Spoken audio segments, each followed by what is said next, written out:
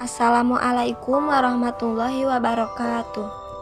Perkenalkan, nama saya Nurosipa Maulida dari Program Studi Pendidikan Sekolah Dasar Fakultas Universitas Salim Sanusi Bandung dengan nomor NIM 122002063. Pada kesempatan kali ini, saya akan menyelesaikan tugas praktek yang diberikan oleh Ibu Lisda Revianti MPD sebagai dosen pengampu mata kuliah Pendidikan Kewarganegaraan. Jadi, di sini saya akan menjelaskan atau mempresentasikan sebuah materi, yaitu yang pertama, pentingnya kesadaran berkonstitusi. Yang kedua, bukti minimnya kesadaran berkonstitusi. Yang ketiga, bukti kesadaran berkonstitusi menurut para ahli. Dan yang keempat, cara menumbuhkan kesadaran berkonstitusi.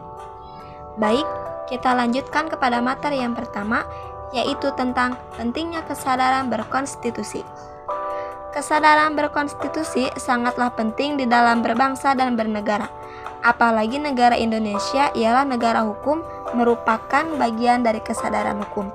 Yang dikatakan kesadaran berkonstitusi yaitu seseorang yang bersikap, berperilaku, dan bertindak di dalam berbangsa dan bernegara mencerminkan nilai-nilai yang dimuat di dalam Kesatuan atau Undang-Undang Dasar Negara Republik Indonesia pada tahun 1945.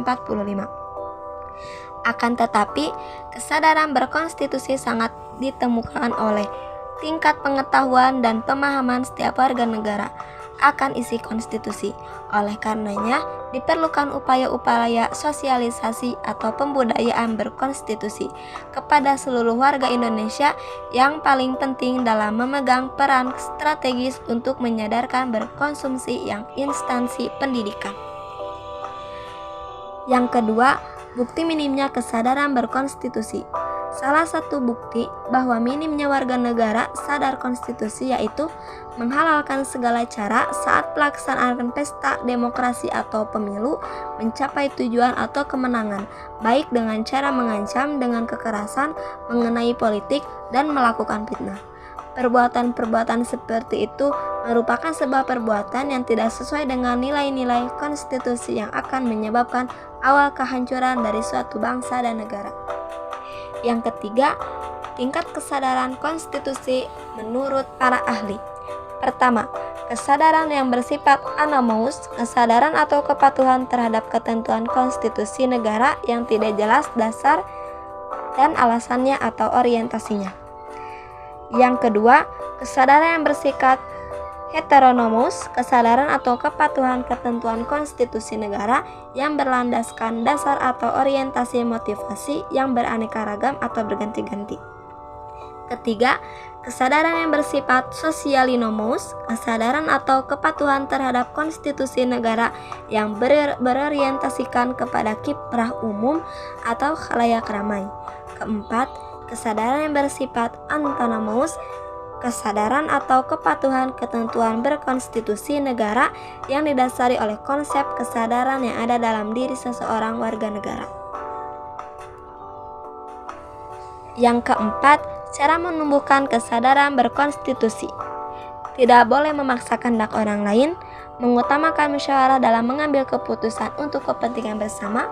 Musyawarah untuk mencapai mufakat diliputi oleh semangat kekeluargaan, menghargai dan menghormati serta menjunjung tinggi setiap keputusan yang menjadi hasil dari keputusan bersama dengan itikad baik dan rasa tanggung jawab melaksanakan hasil keputusan musyawarah. Musyawarah diutamakan kepentingan bersama daripada kepentingan sendiri atau golongan. Musyawarah dilaksanakan dengan akal sehat dan sesuai dengan hati nurani.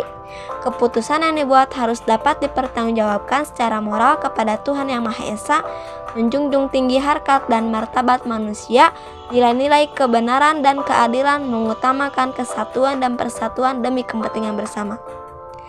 Saat pemilu menganut asas luberjardil, langsung, umum, bebas, rahasia, dan adil. Mungkin itu saja yang dapat saya sampaikan. Mohon maaf bila banyak kesalahan. Wabillahi taufiq wal hidayah. Assalamualaikum warahmatullahi wabarakatuh.